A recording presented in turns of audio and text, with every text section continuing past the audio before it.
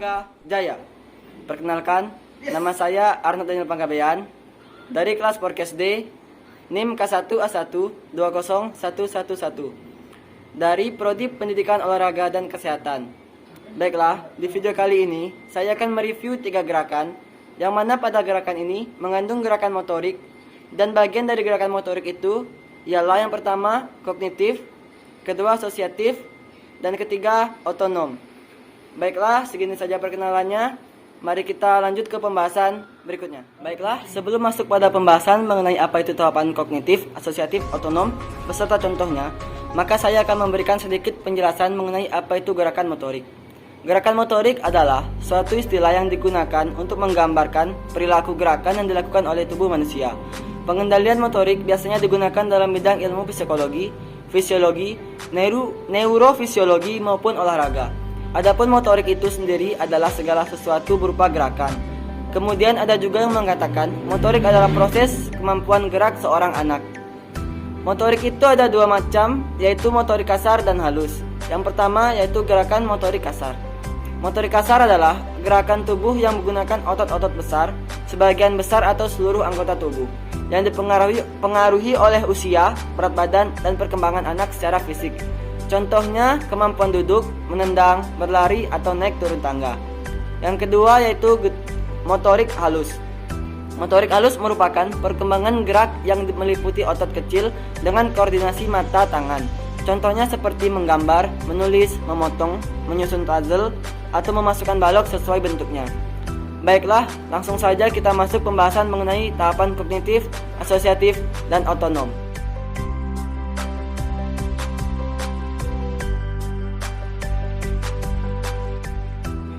Baiklah, yang pertama yaitu kemampuan kognitif. Kemampuan kognitif yaitu suatu kemampuan yang dimiliki individu, di mana kemampuan ini berkaitan dengan segala bentuk kegiatan mental atau otak. Kemampuan kognitif berguna untuk mengembangkan kemampuan manusia dalam berpikir secara rasional.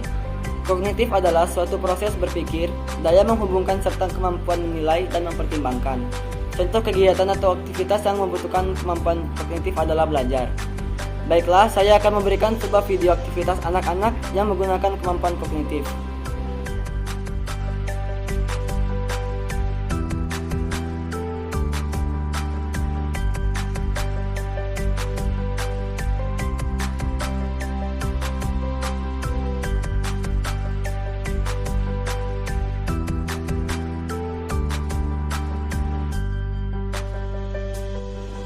Pada video yang barusan saya tampilkan, kita dapat melihat di mana seorang anak yang sedang bermain puzzle. Anak tersebut menggunakan kemampuan kognitif atau berpikir untuk bisa menempatkan pasangan puzzle yang benar. Ketika ia memegang puzzle segitiga, dia langsung berpikir untuk mencari tempat meletakkan puzzle segitiga yang dia pegang pada tempat yang benar.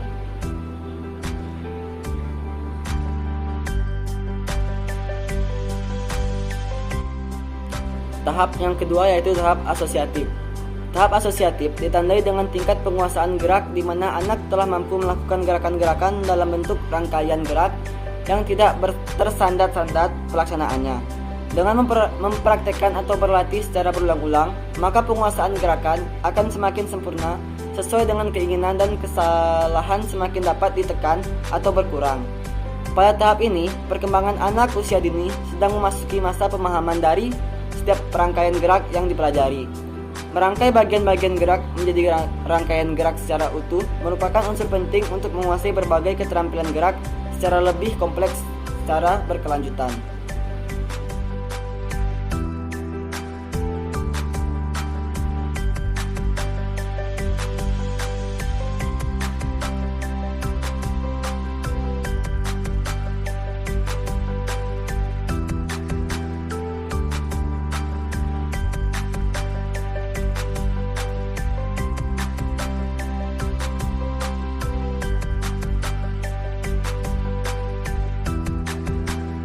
Pada video yang barusan saya tampilkan mengenai tahapan asosiatif, dapat dilihat bagaimana anak-anak yang sedang bermain lompat dari kotak yang satu ke kotak yang lain.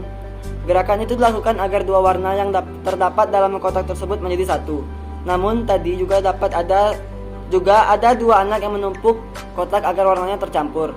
Adapun penyesuaian konsep dan gerakan dalam video ini adalah melakukan gerakan yang mana gerakan tersebut dalam menyatukan dua warna yang ada dalam kotak menjadi satu warna.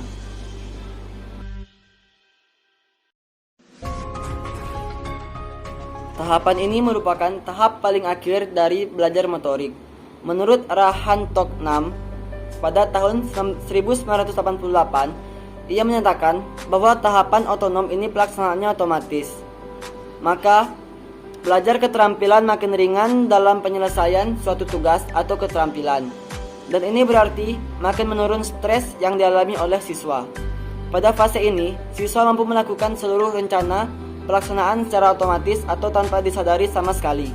Yang menarik adalah pelaksanaan tugas gerak yang dilakukan tidak terganggu oleh kegiatan lain yang terjadi secara simultan. Dan siswa tidak terlalu banyak menumpahkan perhatian pada tugas gerak yang sedang dilaksanakan. Baiklah, langsung saja saya akan memberikan video mengenai gerakan otonom.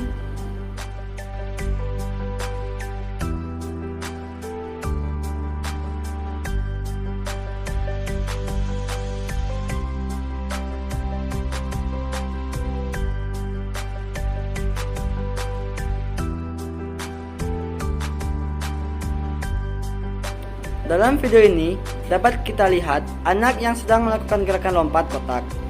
Karena anak ini telah melewati tahapan-tahapan sebelumnya, jadi anak ini secara otomatis atau spontan sudah memahami bagaimana cara melakukan gerakannya dan memahami konsep dalam permainan tersebut. Bisa kita lihat, ketika satu kotak, maka satu kaki menginjak satu kotak. Dan ketika dua kotak, maka kedua kakinya menginjak dua kotak pula. Dan anak ini pun melakukan gerakan ini secara berulang-ulang. Baiklah, sekian saja video saya mengenai gerakan motorik. Apabila ada kesalahan, saya mohon maaf. Dan saya Arnold Daniel mengucapkan terima kasih dan salam olahraga jaya.